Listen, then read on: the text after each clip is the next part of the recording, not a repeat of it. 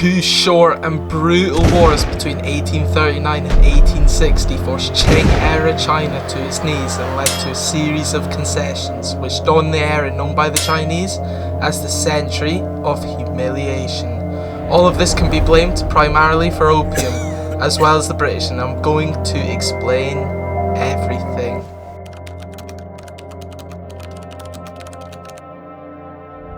First, I should probably start with explaining the state of China and Britain, the two major players in the story at the time. Britain was going through a lot of changes in the 1830s. It was making its transition from Georgian era Britain to Victorian era with the ushering of Queen Victoria. Major political reforms were also going on at the time, such as the Great Reform Act and the beginning of Britain's dominance as the first industrial nation. They were also going through significant expansion through Africa as well as Asia at the time. In the 1830s, China was ruled by the Qing dynasty, the last imperial dynasty in Chinese history. It was a multi-ethnic empire ruled by the Manchu minority who had conquered China in 1644. By this time, China was the most populous nation on earth with over 400 million people, which is absolutely crazy. It had a self-sufficient agrarian economy. It was rich in tea, silk and porcelain, but it was very slow to industrialise. Foreign trade was tightly restricted under the Canton system, allowing Westerners to trade only in the port of Guangzhou, also known as Canton, under the strict controls. Internally, the empire faced rising corruption, social unrest and a growing opium addiction crisis. The ruling emperor was Daoguang. He ruled from 1820 to 1850 and was a conservative monarch, increasingly overwhelmed by foreign pressure and domestic decay. But what is a dynasty? A dynasty is a Chinese history and is a ruling family that holds power across generations. Think of it as a political era named after a family that controls the imperial throne. Some key points are that dynasties follow a mandate of heaven, that belief that heaven grants the emperor the right to rule, but can also be taken away during times of war, disaster or corruption. When one dynasty collapses, often through rebellion or invasion, another rises to take its place. Each dynasty is marked by distinct policies, culture and relationships with the outside world. Key dynasties before the Opium Wars, just for some context, were the Han, who were from 206 BCE to 220 CE, the Tang from 1618 to 907, the Song from 960 to 1279, the Ming from 1368 to 1644, and finally the Qing from 1644 to 1912.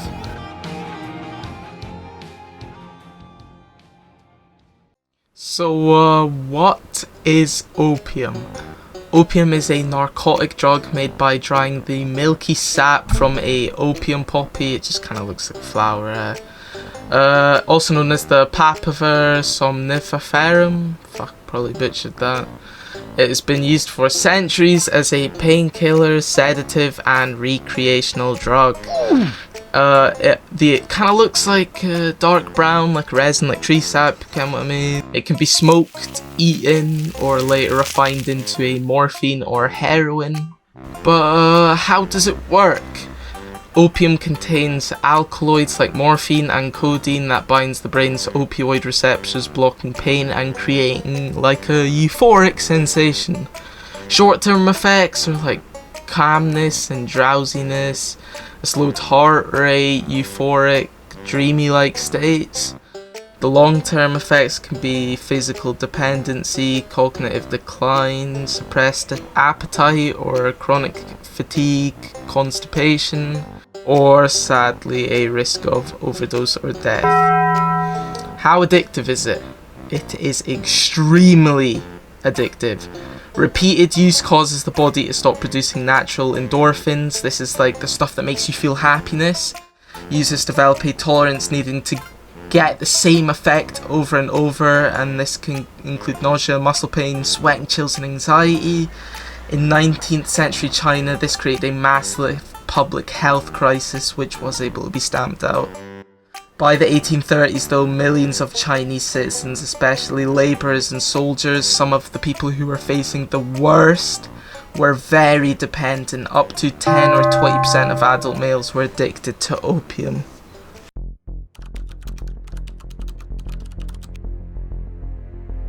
Right, now we can actually get to the beef, the main meat of the whole video. This all really started with trade balances between the British and Chinese. Britain were pretty pissed that the tea imports were draining their silver. The Canton system kind of confined foreigners to Guangzhou, which Britain really didn't like. Their solution to this was using the East India Company to give opium to the country traders who lived in like the countryside of Western China. And these people would smuggle it into China for them, and imports rose from like 200 chests of silver in 1729 to 40,000 chests in 1838 going towards the British. The impact of this was a net silver outflow of 34 million silver coins. This caused a massive addiction crisis in China. The emperor appointed Commissioner Lin Zixu estimated 4 million addicts. Some Western doctors though put it at about 12 million addicts. These pressures pushed the Daoguang emperor to abandon earlier debates on legalization and launch a hard ban. This would enrage the British though, and immediately start the First Opium War. The first major event that came out of the original Opium War was Lin Zixu's crackdown in Guangzhou. This is in which 20,000 chests of opium, equaling about 1.4 tons, were seized and burned at Humen Beach. The outcomes of this were Britain compensation being immediately rejected by the Chinese government. On the 3rd of November 1839, the First Battle of Chunpei happened, in which a small but symbolic British naval victory occurred. In June 1840, a British expeditionary fleet, comprised of 15 transports, 4 steamers, 25 smaller craft, appeared off Zhoushan. The outcome of this was a demonstrated steam power reach from the British. In August 1841, the Battle of Amoy occurred, in which 2,500 British troops stormed the Ximen forts. Chinese losses of 500 guns occurred. In February 1841, the Battle of Bogue occurred, in which key Pearl River forts guarding Canton were destroyed by the British. On the 21st of July 1842, the Battle of Qing, the last major action of the British. 6,907 British soldiers versus 4,000 Chinese bannermen. 1,000 Qing casualties occurred and the Grand Canal was severed. On the 29th of August 1842, the Treaty of Nanking was signed aboard the HMS Cornwallis. 5 ports were opened, Hong Kong was ceded to the British, and 21 million silver coins were handed off to the British.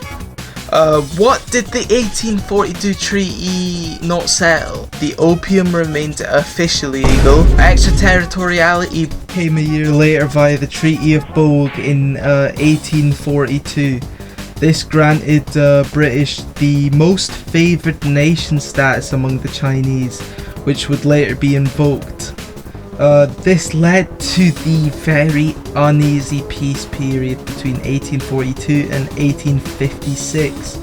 This was the aftermath period of the First Opium War. The Treaty of Nanjing had humiliated the Qing. 5 treaty ports open to foreigners: Canton, Xiamen, Ningbo, Fuzhou and Shanghai. Britain got Hong Kong Island, 20 million in indemnity in silver, and opium was not legalized, but the trade exploded anyway through lax enforcement. Chinese perspective on this, ordinary people and officials were outraged and confused. The Manchu rulers had promised victory. Now they had ceded land, paid silver, and allowed barbarians into Chinese cities. The Emperor Daoguang withdrew in shame, refusing to meet foreign envoys. Qing prestige began to crumble after this. The Qing dynasty was based on a Confucian moral order. The emperor was the son of heaven, meant to maintain harmony between heaven and earth. Losing to Britain, a small faraway nation, shattered that worldview. Worse, local governors now had to negotiate with Westerners on near equal terms. It undermined imperial authority across the provinces. The third thing after the war that crippled the Qing was the Taiping Rebellion. This occurred between 1850 and 1864. This was a civil war that killed 20 to 30 million people. This is more than World War I. This was started by a man called Hong Zhihan, a failed exam candidate from Gaodong, who believed that he was the younger brother of Jesus Christ. He preached a strange mix of Christianity, anti-Manchu nationalism, and utopian reform. Equality of sexes, shared land ownership, end to opium. What actually happened from this though? Hong raised a massive army and declared the Heavenly Kingdom of Great Peace. His forces captured Nanjing in 1853 and made it their capital. At one point, the rebellion controlled a third of China. The impact of this was the Qing couldn't suppress the rebellion without local warlords like Zheng Gofan. Raising private armies, it drained manpower, treasury, and morale just as Britain and France were preparing to strike again. The legal and trade frictions would persist after the war also. Even after Nanjing and Westerners were frustrated, Chinese officials still restricted trade, especially in Canton. Missionaries wanted free access to the Chinese interior, which was still forbidden. British merchants wanted tariff reductions and legalised opium. The Chinese refused to allow resident ambassadors in Beijing, a sticking point for Western diplomats. This led to escalating tensions, especially in Canton, where violence between locals and foreigners was common. This scene was setting for 1856. The Qing are distracted and weakened by the Civil War. British merchants are angry at the restrictions. French missionaries are demanding retribution after one of their own is executed in Guangzhou. The state is set for another war. All it takes is a spark. That spark is the Arrow Incident.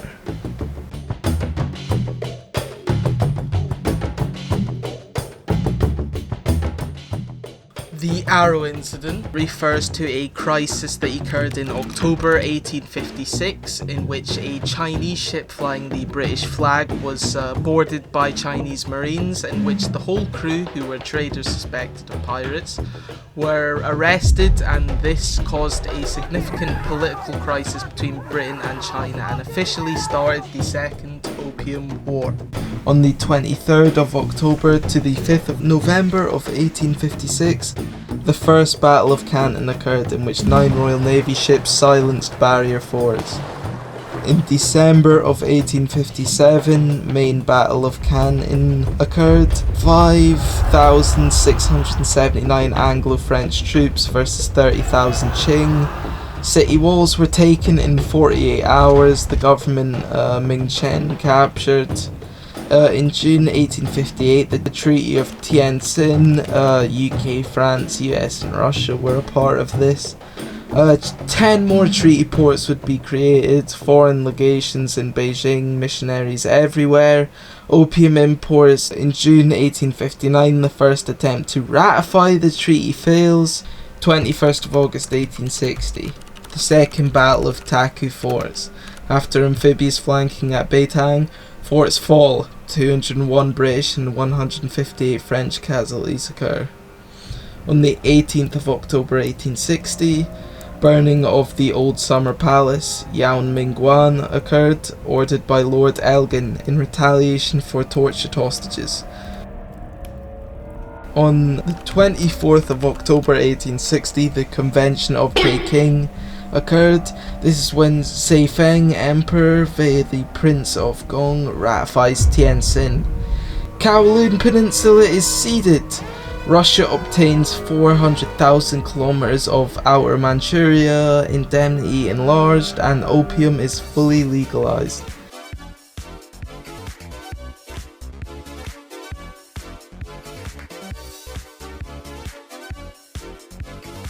Alright, that should be just about it. I'm just gonna cover a couple more things just so you all get the whole picture. First we'll cover the impact on Qing China. The war proved how military inferior and politically outdated the Qing government was. The Emperor Xianfeng fled Beijing to some sort of resort afterwards in 1861, to which he later died. People would say that he died of overindulgence because of this. The Qing now relied heavily on foreign loans, arms and advisors to stay afloat because they had been impacted by 2 wars and a few rebellions in such a short amount of time. The economic fallout and opium legalization. The Treaty of Tianjin in 1858 and the Convention of Peking in 1860 legalized the opium trade, a brutal irony given the war's supposed origins. This accelerated addiction in China and allowed British merchants, especially from British India, to flood the market freely. China had to pay massive indemnities again, draining silver and increasing taxes on the peasants. Western imperialism would also intensify after this. The war opened the floodgates for other Western powers such as Russia, France, the US, Sweden, as well as the UK. The social and psychological trauma of this on the Chinese would lead to the creation of the term Century of Humiliation, as everyone from the bottom to the top of Chinese society was furious at the outcome of both wars. But that's basically it. Hello, I just wanted to say thank you so much if you've watched the whole of the video. If you could do something for me, subscribe and like the video would be amazing. Hopefully the next video does not take 3 weeks. I'm a bit Chinaed out for now. I won't cover China for a while. But yeah, that's it. Thank you very much.